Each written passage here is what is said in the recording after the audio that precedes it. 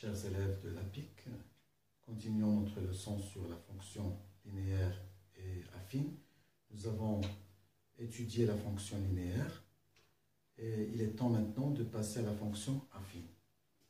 Donc la fonction affine, elle va être définie très simplement après tout ce que nous avons vu sur la fonction en général et sur la fonction linéaire.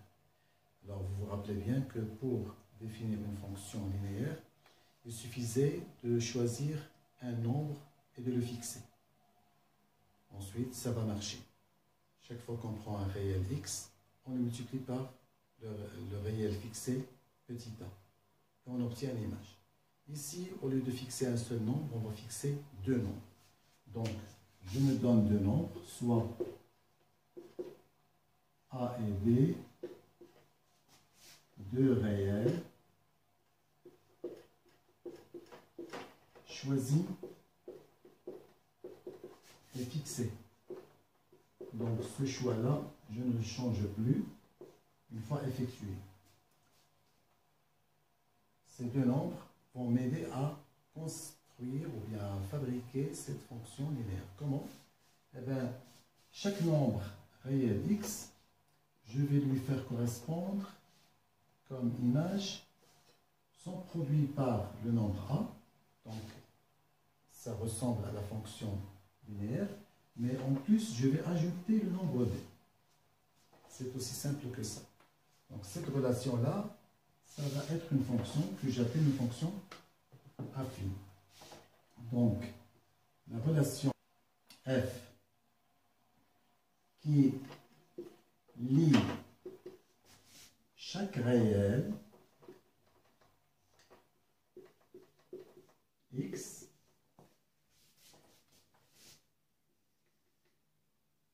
au nombre réel qui va être unique à x plus b. Cette relation-là, puisqu'elle travaille comme ça, est une fonction.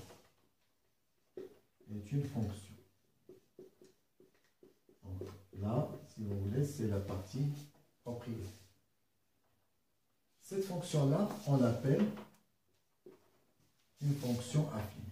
On l'appelle, ça c'est une appellation, donc c'est une définition, on l'appelle une fonction affine.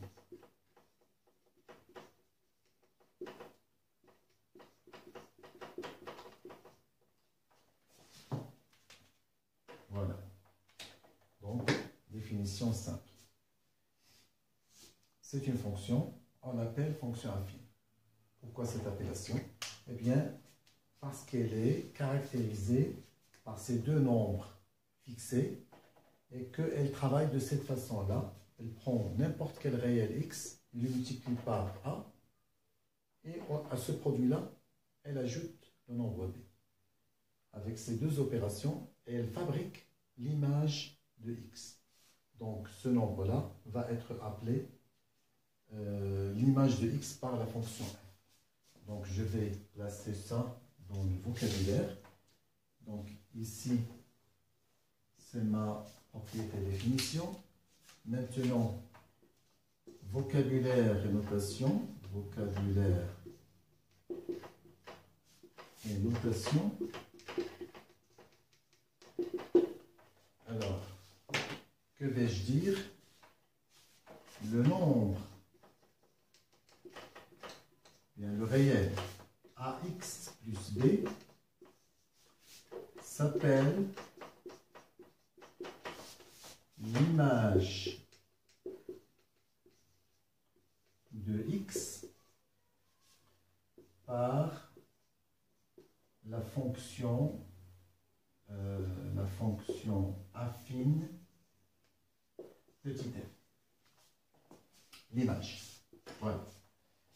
Je pourrais aussi appeler le nombre x l'antécédent de ax plus b. Bon, si on en a besoin. X s'appelle l'antécédent de ax plus b. Voilà. l'antécédent par f. D'accord? Donc, mais ce qu'on utilise le plus souvent, c'est image. Ax plus b est l'image de x. X est l'antécédent de ax plus b. Bien. Alors, notation, on écrit alors f de x égale à x plus b. Voilà. Et ça se lit, on lit f de x, donc les parenthèses se lisent 2, égale, le verbe égaler, égale à x plus b. On peut dire aussi f de x est égal à x plus b, c'est plus long. Donc f de x égale à x plus b. Bien. Est-ce qu'il y a une autre notation au lieu d'écrire ça? Oui. Ça ressemble un peu à ce que nous avons fait pour la fonction linéaire. On écrit aussi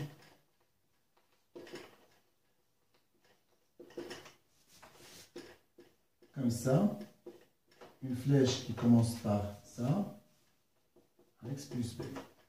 Alors, comment je lis cette notation-là? On lit f donne à x comme image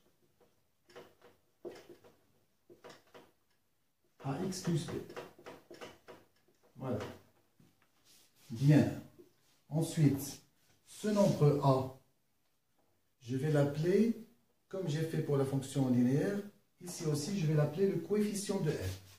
Donc, le nombre a s'appelle le coefficient